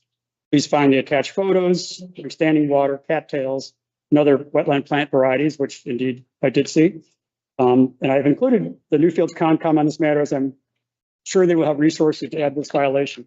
So I looked into it with the DES, with Robert Livingston there, who's a specialist for wetlands, and he could not find it under address or their name or their town. He even looked in the town, so he could not find a complaint on that. And he did convey that the DES would be the agency that would probably initiate things on that, and certainly not the Concom, and not like a police item either on that one.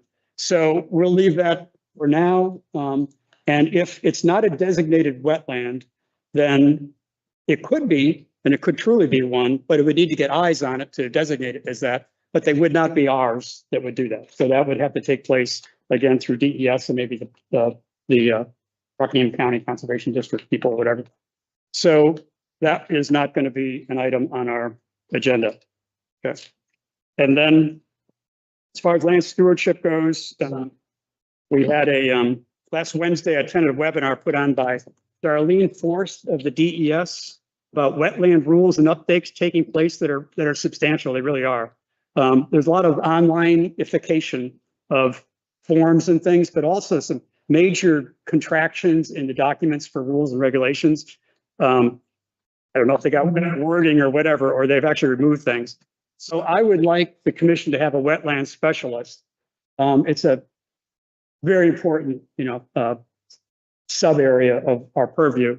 So who would like to be a volunteer to learn about these rule changes and maybe present a report in October back to the commission? I was hoping for a volunteer. I'm not going to volunteer. Rule changes on wetlands. Wetlands. It's DES. Again, Darlene Forst. It wasn't a PowerPoint. It was all just her talking, so it's a bit hard to follow it. But there's a lot of these things are rolling out, like August, September. So we do need to be aware of them. This government has changed these rules, so the state has to. So I have that. Caleb, is that you volunteering? Yes. Thank you. Thank you. Okay. Item number 8 on here, we are getting through. June 29th, the approval was given by the DES. However, they still need an alteration of terrain permit, AOT. But the permit was for 1/3 less capacity for at least 18 months, the new facility. Just for the people that are listening. Resource waste. So it's what, yeah. Resource waste. Oh, the resource waste, yeah, in Epping. Yeah, I'm sorry for the video. So this was a application made in really 2 years ago, frankly, right now, but towns and many people did not know about it. And in January, we addressed it with a select board letter, a conservation commission letter. Exeter piped in, so there were a lot of responses. We had another hearing in June 24th, I believe, not June, April 24th. And it was pretty substantial. And I think we've got a lot of concerns registered to the DES that did alter the outcome had they not done that. So I'm going to call that a bit of a victory because I think it would have just rolled through at the full capacity. And it's down by 1/3. And the only thing I found in there that was a little concerning is that they can get that full capacity with third-party evaluations of their operation and the queuing of traffic and whatnot, but that the DES didn't promise to ever have their feet on the ground there. And I was hoping they would say they would visit it, every 6 months or so, but we didn't see anything where they committed to doing that. You get anything out of them out of like what a emergency response plan would be or anything? They continually answered with that they had regulation to follow and that they promised to be compliant and that the resources, whether it was road resources or highway traffic issues or emergency services, that they felt that the area could handle it. So they really just passed everything off as if it goes as planned, then everything should just be I fine. mean, more of an emergency response. They did treat it as a separate operation from the C&D waste facility. And so they're not lumping it all at once. So it's going to get the assessment and the auditing that will take place will be separate from the C&D one. So they're treating it as two different operations, which I also think is pretty helpful. Now, I went 2 weeks ago to the planning board meeting. I thought it might just get onto the agenda over there, and it did not at that point. It was not on the agenda, nor did they speak about it even off the agenda. But I did run into a gentleman outside who had been on multiple boards for a long time. Sounded like he knew the town pretty well, and he didn't know about resource waste services moving to it. So he knew nothing about it. So it really was kept under wraps. However, I'm just going to call them rumors right now, that it is going to likely be recommended to be regionalized and then go to the Rockingham County Planning Commission, which was one of our goals, to get it regional. Regionalized as in the only waste from the region and not. No, that the county will get a shot at it too. Yeah. So not quite like that. And that brings the DOT in more carefully. They were concerned about the traffic queuing on that. One of my other questions are why are they picking that site over alternatives that are less sensitive? Well, I Is guess, it are there because, any that are less sensitive? Because most of the waste things that you hear about are people are fighting them because of. yeah, I guess I see it as sensitive, so that's my question. I guess maybe it's just because of The water. that. Yeah, Yeah. proximity to. They say the setback's adequate and they'll follow procedures that do daily cleanups, blah, blah, blah, and they'll have it. So, so it will be up to them. Well, fair enough. It's a waste transfer facility on Route 1 in Massachusetts that, you go down the line. Yeah, I've seen that, It's yeah. horrible. Yeah. It's terrible. It's like when they talk about, oh, well, you get the recyclables here and you transfer them here. It's like, I don't see that happening in that facility. And I think the door's open for people going by. So, yeah, it's not ideal, but I think since there was already waste management, so it probably is. One of the next item on the agenda, which is the previous meeting board rules, courtesies, and correctness, which is actually a very important part, item number 9. And also speaks to, I think, the good faith that I have in getting things sorted out. It took me a lot of time to unpack that last meeting and some lost sleep, honestly. And I've been taught by the NHACC and the Municipal Association of New Hampshire that boards need to have guidelines outside of just the pure statutes and the bylaws.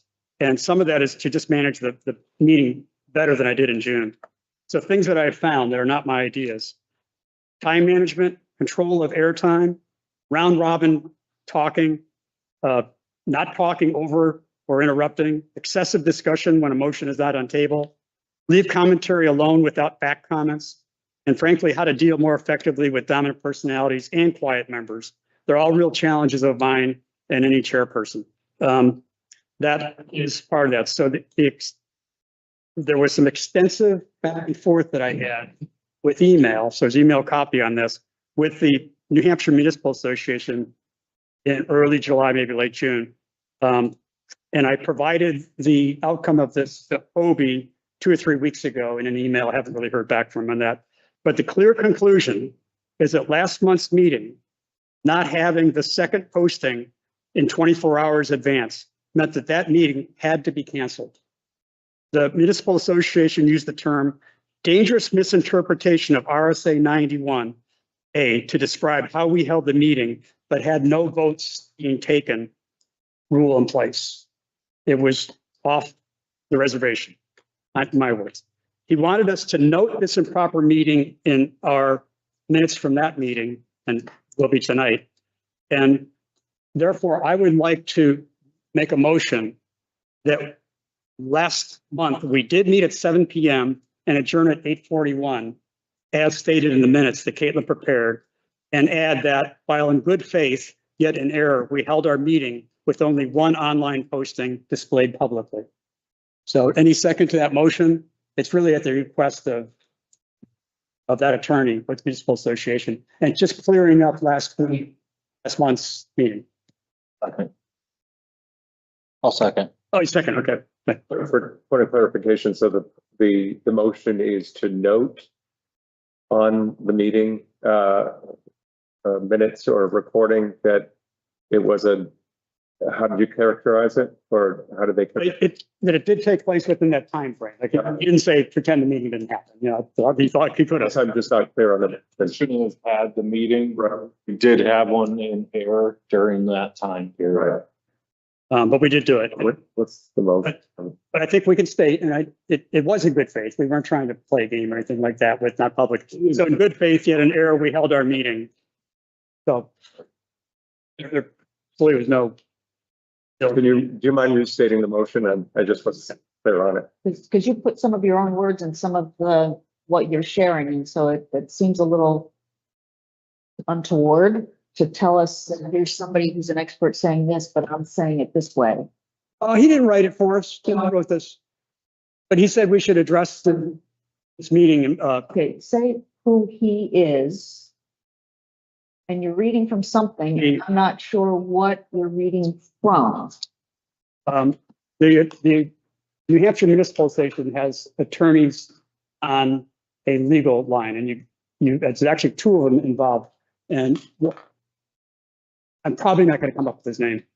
I don't know if I have that with me here tonight. I would appreciate if you would add that to the note that about the meeting. Great idea. Where you got the recommendation. Yeah. So that it is clear. And I from 2 days, Jonathan Powell, Steve Buckley. No, there was I think there was a woman on one of them. Yeah, no, it wasn't. Well, does it suffice to say that it made this footnote that was a non-meeting? Right, the motion was that we held a meeting not knowing that we were in error and weren't supposed to have the meeting. We're just making note that no malice in it. We just, none of us knew. Right, but But his name can be, I'm not coming up with it, but that can be added. That should be added. His name should be part if there's a record of where we got. I agree. I totally agree. Yeah. So And I'm not clear on the action. So I understand what we're saying. I'm not sure what the exact language is and what the action is. The action is we're noting this in the minutes, noting this on a recording. It would be helpful to have, this is what we're stating and this is what we're doing. That makes sense. I'm just not clear. yes, You're saying that the New Hampshire Municipal Association declares that if you have a meeting, et cetera, that you really shouldn't have, but The meeting didn't count. was unaware, we were unaware of that. There was no malintent, and therefore we're posting that statement on our webpage or in our, so, I think that would suffice. yeah, I think is there, This first go around, I mean. Yeah. yeah, And he's in. I'm okay with that. I want to make sure that if we're voting on something, that we're clear on what the language is and what's happening. you want to restate it? I'll pull back my motion. Yeah, I mean, I guess it's that, that the chair discovered in their conversations with the New Hampshire Municipal Association, best practices, that we should have, canceled. we should have canceled the meeting. However, it was our interpretation that we could hold the meeting without vote, and therefore we thought that was in good faith, best practice, and that there was no malintent, something to Post that the effect. meeting, we were advised differently by cancel. With the name. Name. I would second that, but we don't have a, Yeah, I we don't have a printer here, basically. That makes it a little I bit. don't think it's worth going down that road. If you made a note on the, We're mistaken to hold a meeting last. yeah, I think we all understand. But I think we want to put the time in there too, the 7 PM and 8:41. I think that means, Are we going to publish the minutes of that meeting? And this is going to be part of the minutes? No, say make no mention, so it will be at the end of it or the beginning of it, probably, no, rather. But for future reference, but it changes very little, but it makes it more palatable according to him about the meeting being proper.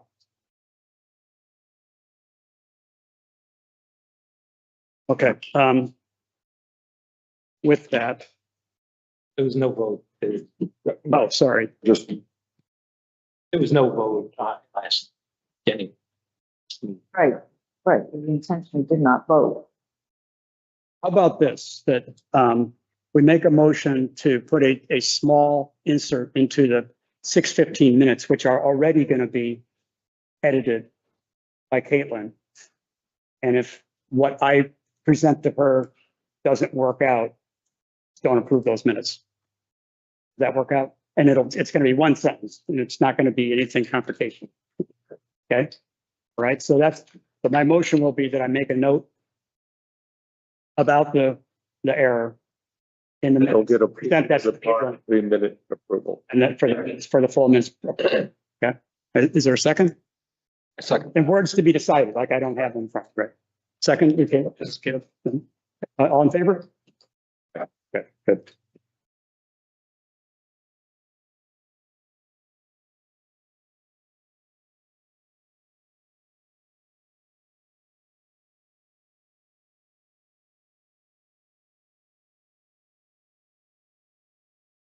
So furthermore, for our education is that my God, maybe I do have it. I did have it. Jonathan Cowell, Legal Services Council. I did have it, so come with the stack of paper. So, but anyhow, that does not change that motion. We'll proceed as we did. The other thing that's very important, I think, is that well, let me just read off what I have here. This is our agenda, as you're familiar with. It has the top bar that has a location, time, and date, and then we always have this part in there, and that's what contextually everybody knows an agenda should look like. Okay, the posting of the meeting just needs to be this part. So what happens with the Conservation Commission with its Monday meeting is that with the office being closed on Friday, we've got about 2 PM on Thursday that this currently needs to be completed, but the commission is still working on that this week, a little, that week, Wednesday or whatever, and getting feedback perhaps. So we are in a crunch to get this part done, but we do not know now that legally, all you need is this top part, which is that could be posted a month ahead of time. So there's a very easy way to not ever have that happen again. That said, we don't have to post the agenda. the whole idea will be, but you do not need to post the agenda. Here, You need to post this. So, I could post on the sign. so it'll be done ahead of time. Post office, down home. And it's just having the Monday meeting, is part, but there's a workaround. I could just drive to the post office, put up there and on Sunday morning and would be adequate. Actually, not Sunday, really Friday, but I can still do it at the post office. If it didn't end up on the bulletin board down here. So there is that avenue as well. That severely limits access to people who may want to have input on particular topics if we do not post an agenda in sufficient time for people to make time to attend a particular meeting. I can give us. Are you talking about the public?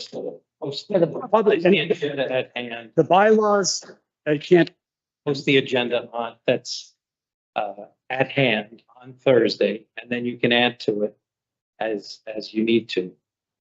well, we try not to. We try to have a final one, but bylaws do address public input for to have an item entered into the, I'd have that here. It'd take me some time.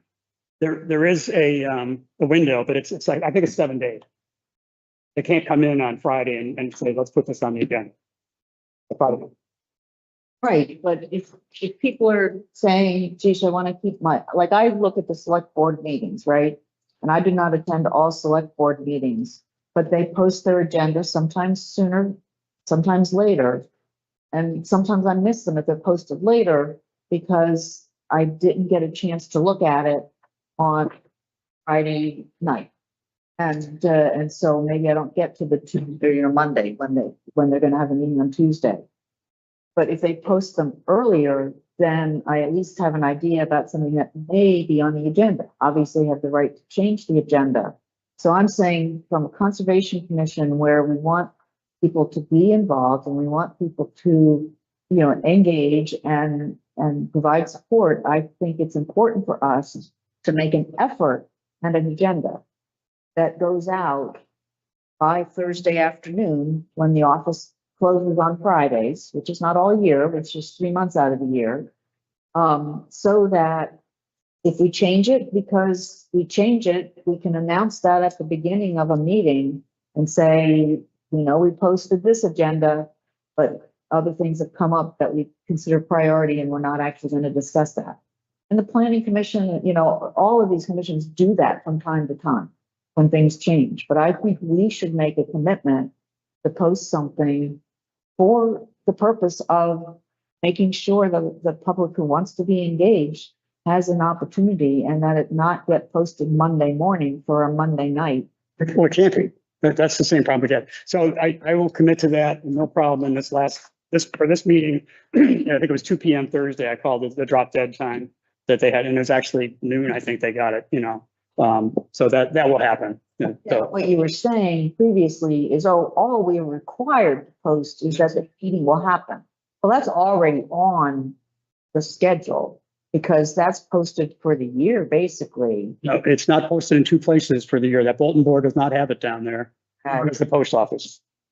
So that little simple top part is this was the problem. This part was the problem, not that part. Okay, if I can cliff notes this, just simply say, do your best to populate that by Thursday. There's some added element that'll satisfy both thoughts, right? You feel like you need to have it submitted in time, great. And if something truly needs to be added, you can add it. And they'll see it online, real time anyway, so. And if the chair is going to be away on the Thursday, then the vice chair or somebody else in the commission can, finalize. Yeah, I mean, there has to be a carryover of responsibilities on that, definitely. I like the idea of having a standing, as you did with that email saying I need it by this time. And if we have a consistently standing, if it's end of day Wednesday, that any of us have an item, then it's going to be ingrained in us that, end of day, close of business on Wednesday. I'm just throwing out that. Let me actually satisfy it this way. And Caleb, you brought this up last time. This is going to be a policy document. It'll be written up. And if we screw up once or something, don't follow our own policy, that's one thing. But this will be a policy document. That was in my mention tonight. So we've got a few policy documents in place, and that's one of them. Okay. So moving on, if that's okay. All right. So we're going to have something on that, but that information from municipal association. So back to the board rules, and I had a courtesies portion in this, and I'm going to mention from the last week, and this was the hard part for me to digest over the last month, and because I'm going to mention names here, but they're not really meant to be personal. They're really just things that need to be addressed. So one of the things last week is Allison recused herself on one topic. She spoke at the public microphone during the past 2 meetings, actually. And from the municipal association, I learned that the recused board member do not lose their right to speak as a citizen when recused. And I have found online, and I didn't really get an answer from them, but online, that they can speak, but it needs to be at the public and maybe say they're speaking as the public. And then it can be like for subject matter expert stuff, you know, answering a question maybe about that came in. I think even Allison last time, I think Caleb, you kind of prompted her to come up, if I recall. You were looking at her and she popped up at that time. So it needs to be only to move the dialogue along as it might help, but not to influence any decision. Okay. So what she said certainly did not pass anything that would be like self-interest. You know, she was just kind of clarifying some things. That said, it was something that I think the chair, a chair, should probably have shut that down a little bit earlier, but it wasn't shut down at all. So I think that's an important part. So that was concerning, and that was like stuck in my throat for a while. The other thing that took place that I want to mention along those lines is that Chris, last month, you mentioned a very personal medical situation. And all I thought was, man, my colleague, empathy and all that. And it was just the emotion, you know, went in. And so your valid point got lost. And nobody responded to it. I think Caleb kind of brought up a new subject after that, but the room went dead basically. So I would like to make a rule for the board that specific children and things like that, medical things, just aren't used generally because they just aren't going to really be good points to draw off of. So if that could take place, that I think that'd be appreciated. That can be just kind of an informal rule we have. And then regarding the 2.5-page response that you got from Dr. Mathor, it was detailed and you verbally shared a lot of it at the last meeting. However, it was received on May 26th. So it could have easily been shared in the drive well before, a month ago when it got on there. And so in situations like that, if I showed up tonight with a big report, then, and I wanted to like talk about it, I think the chair would just say, we're not submit it. Next meeting, we talk about it because people just can't digest that much information. So with that, I felt like it needed context. I suppose similarly to your email to Attorney Manzelli, maybe CC or that information shared. So it's certainly something we all need to think about.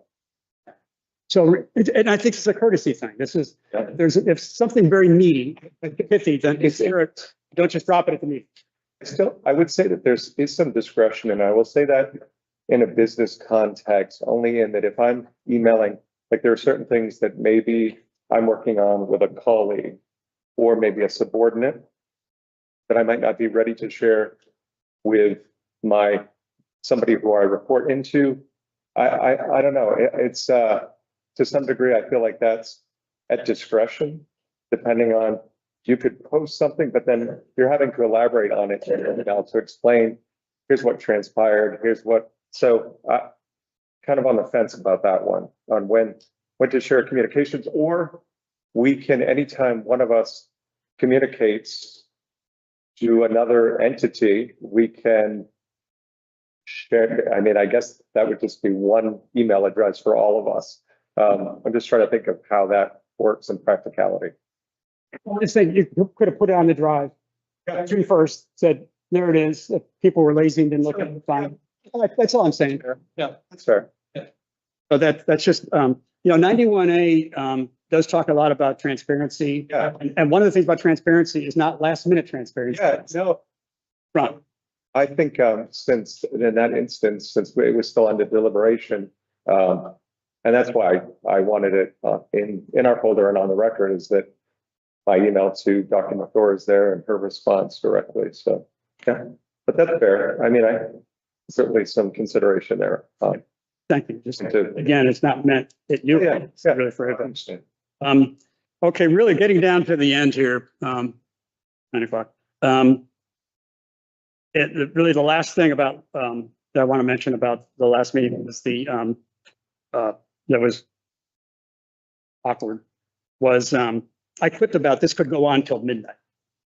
I made a quip because it was just, there was discussion going on and, there's good elocution. And so it was going on. But that was not fully a joke when you really get down to it. And I just want to state this because, again, this is good functioning of the board.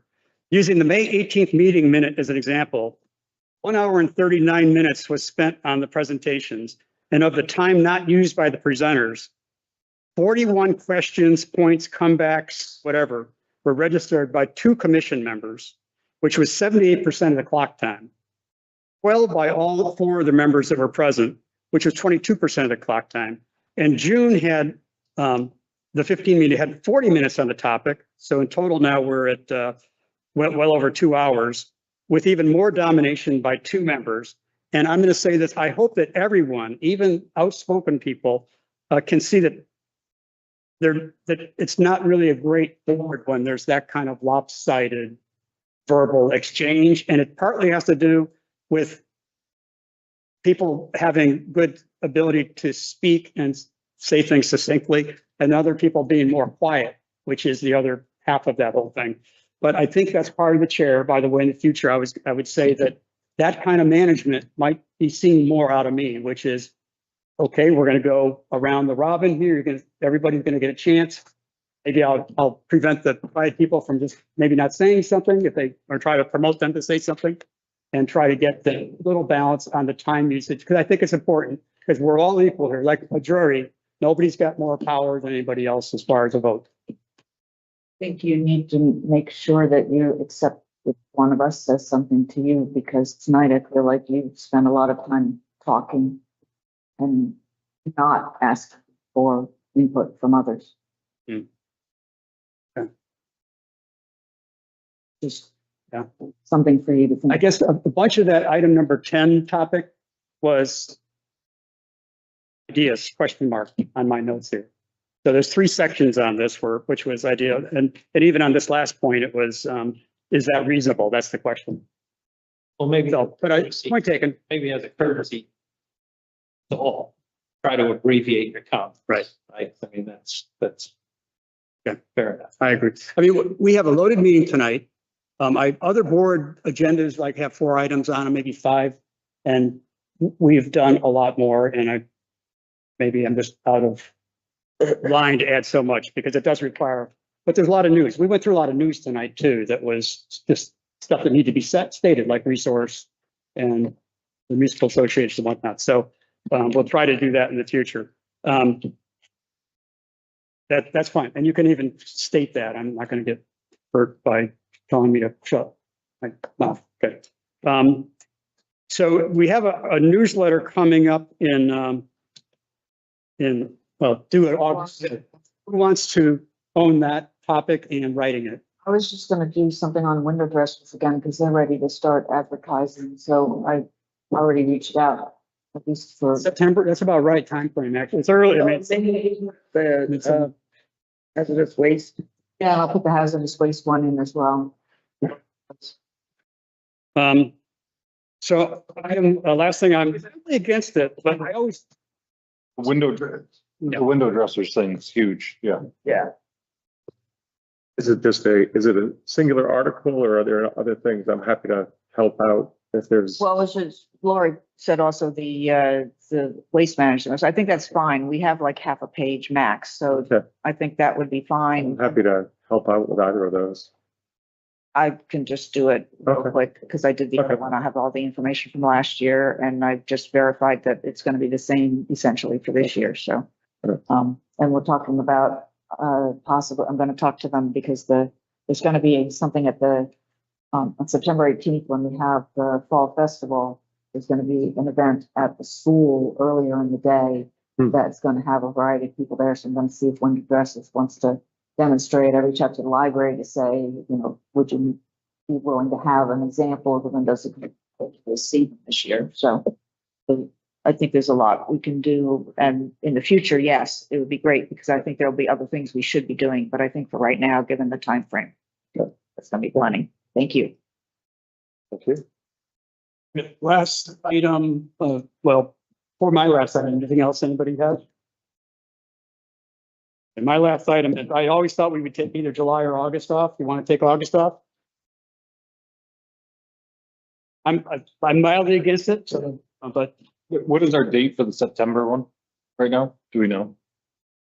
Around like the It's always. 19th or 20th or something? look out the So phone, fastest phone. And I only mentioned that because I think that's the And commission has normally taken 21st. 2 months. Normally we never have to plan on. Yeah, so, Oh, if I was looking for any, it'd be, I know September 21st, I won't be able to attend. you will. I will I not. will not. It'll be the first one. So, I would vote not to have no 17. September meeting, but August, I think that'd be my vote, not to be contrary. it doesn't really matter. I just know that all. I don't see a lot of passion here to take it off, so we can just have it. Right? Are we having August and not September then, or? We're having both. September can be decided in August, but We're gonna go. I think there's too much business. Things in August and September. Right? I was only throwing out September because I know. I guess, I think, things really kick up in the falls, frankly, the way I look at it. We gotta do monitoring. But we have. Yeah, we have a lot we haven't resolved. So August meeting is on. Cancel.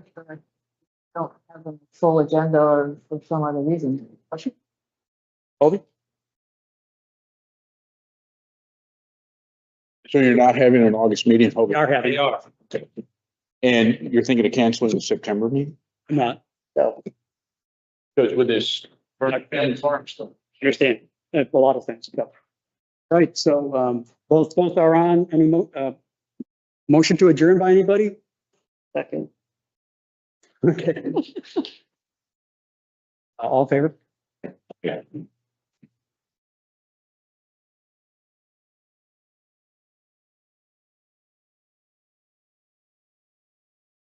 There's a possibility I can make